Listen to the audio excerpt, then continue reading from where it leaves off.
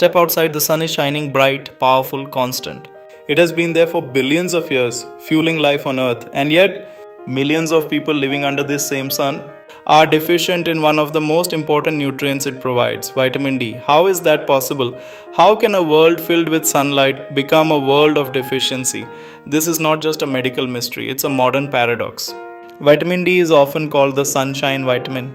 But it's not really a vitamin in the traditional sense. It behaves more like a hormone, a powerful biological signal that influences bones, muscles, immunity, brain function, even mood. And unlike most nutrients your body can make it, all it needs is sunlight. When ultraviolet B rays from the sun hit your skin, they trigger a chemical reaction. Cholesterol in your skin is converted into vitamin D3. From there, it travels to the liver, then to the kidneys, where it becomes active. A simple process, one that humans have relied on for thousands of years. So, what changed? Why are so many people deficient today? The answer lies not in biology, but in lifestyle. For most of human history, people lived outdoors. They worked under the sun, walked long distances, exposed their skin to natural light daily. But modern life has moved us inside. We wake up indoors, work indoors, travel in covered vehicles, and relax in front of screens day after day. We are surrounded by walls, roofs, and artificial light. To your body, this looks like permanent shade, even in the middle of the day. And when sunlight disappears from your routine, vitamin D production collapses. But that's only the beginning. Even when we step outside, we are not truly exposed to the sun. We wear long clothing, we stay in the shade, we avoid peak sunlight hours, and we use sunscreen,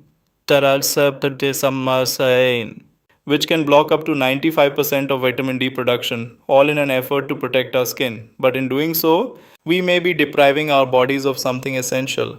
Then there's the environment itself. In many cities, sunlight never fully reaches you. Air pollution acts like a filter,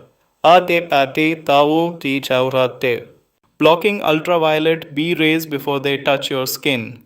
Tall buildings cast long shadows. Urban life limits direct exposure. You may feel the brightness, but your body doesn't receive the signal it needs. And there's another layer to this story, your skin. Melanin, the pigment that gives skin its color, acts as a natural sunscreen. It protects against harmful radiation, but it also reduces vitamin D production, which means the darker your skin, the more sunlight you need to produce the same amount of vitamin D. In regions like India, the Middle East, and Africa, this creates a hidden challenge. Plenty of sunlight, but not enough effective absorption. And still, deficiency continues to rise. Why? Because diet isn't helping. Very few foods naturally contain vitamin D: fatty fish, egg yolks, liver, some fortified milk, and cereals. But for large populations, especially vegetarians, these sources are limited, which means most people rely almost entirely on sunlight. And when that fails, levels drop slowly, silently, without obvious symptoms at first. You don't feel vitamin D deficiency immediately. It doesn't cause sudden pain, it doesn't trigger alarms. Instead, it builds quietly: fatigue, muscle weakness, frequent illness, low mood. Over time, it can lead to bone loss, weakened immunity, and increased risk of chronic disease. But because these symptoms are subtle, they are often ignored or blamed on something else: stress, lack of sleep, busy lifestyle. And so the deficiency continues unnoticed, untreated, unspoken. Even the healthcare system often overlooks it. Routine testing is not always done. Supplementation is inconsistent.